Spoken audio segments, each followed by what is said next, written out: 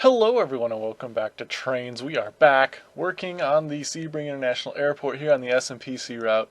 And this time we are working on a cargo terminal. Going to make freight and air cargo a large component of this railroad. Trying to fit in, your basic flavors of courier services, FedEx, UPS. We also added in Amazon. So a lot of general goods movement in this end of the layout. So essentially what I'm going to be building here is kind of some warehouses, transfer facilities, cargo gates.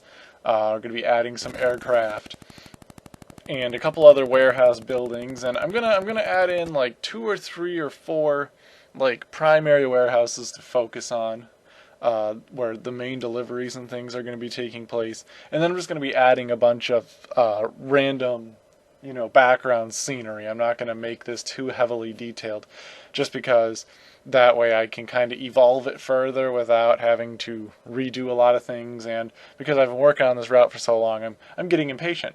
So we're just going to kind of build a basic thing, and kind of as ideas flow into my head for how to detail it better, then we can add those in at a later date. But right now I just want to kind of get an idea placed, maybe something operationally functional, and then we can see where it will grow from there. We can always add, delete, and move scenery around, especially because I haven't released the route in any shape or form right now, so I can basically do whatever I want.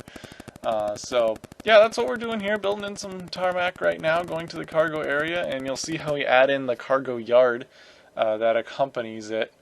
And with that, it's basically going to be more detailing, primarily in this area, as we integrate the seaport and the airport into the rest of the main line, because there's going to be lots of little spurs and lots of traffic in this area. So you have to make sure that you can't park a 4,000 foot long train somewhere and block the entirety of the main line. So it's going to require a lot of planning and thought as to where tracks are going to be, how long the tracks are going to be, how many industries are going to be served. Do we have ports for goods, for coal, for grain, for containers, all that sort of stuff.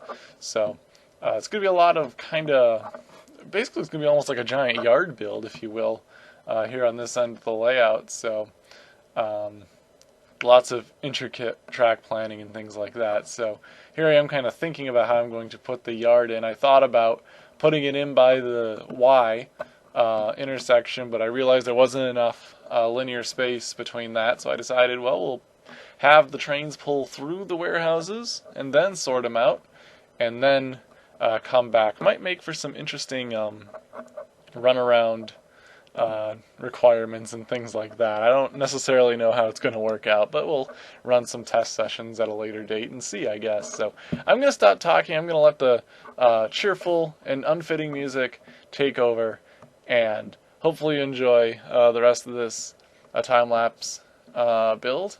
And if you see any suggestions you want to make, see anything you like, things you don't like, let me know, and I will take the feedback and try to integrate it into the route.